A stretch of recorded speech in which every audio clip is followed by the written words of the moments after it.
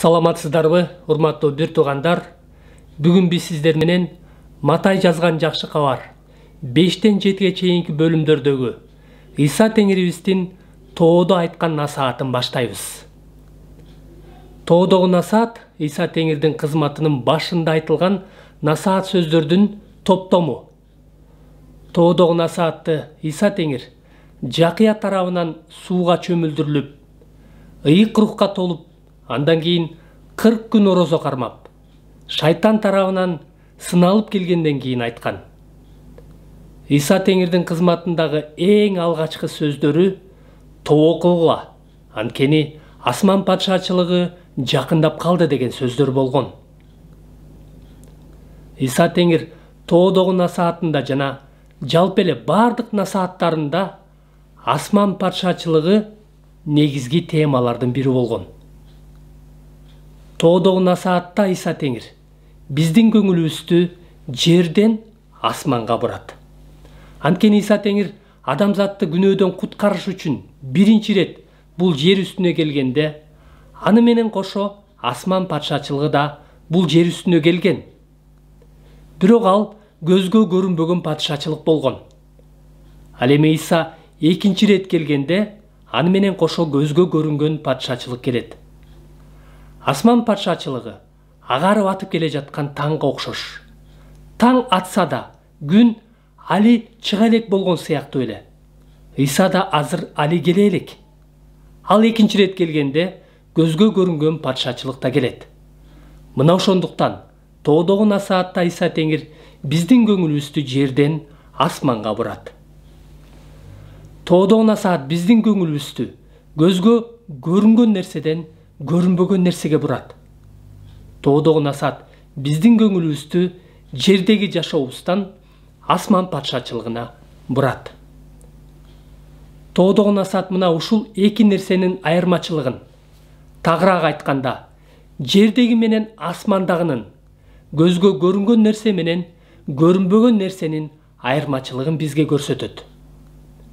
Жердеги көзгө көрүнгөн нерселердин кемчилигин, алардын убактылуу экенин, ал эми асмандагы азыр көзгө көрүнбөгөн нерсенин артыкчылыгын, анын түбөлүктүү экенин көрсөтөт.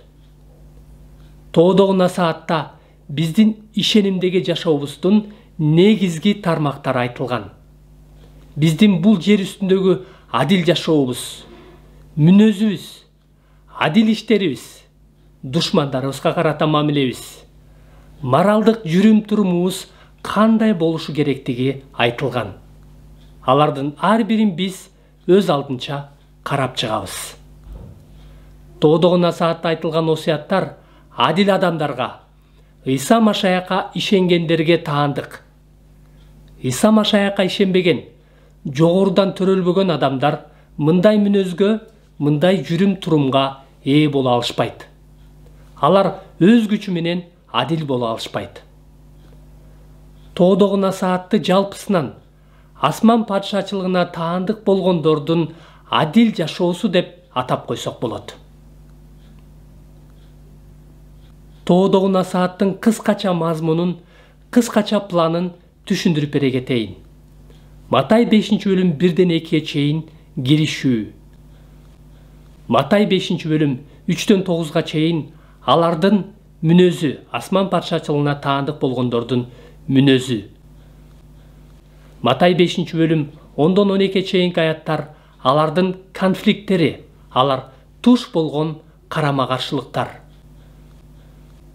Матай 5-бөлүм 13-чү аяттан 7-бөлүм 27-чи аятка чейин алардын жашоо образы, алардын жүрүм-туруму.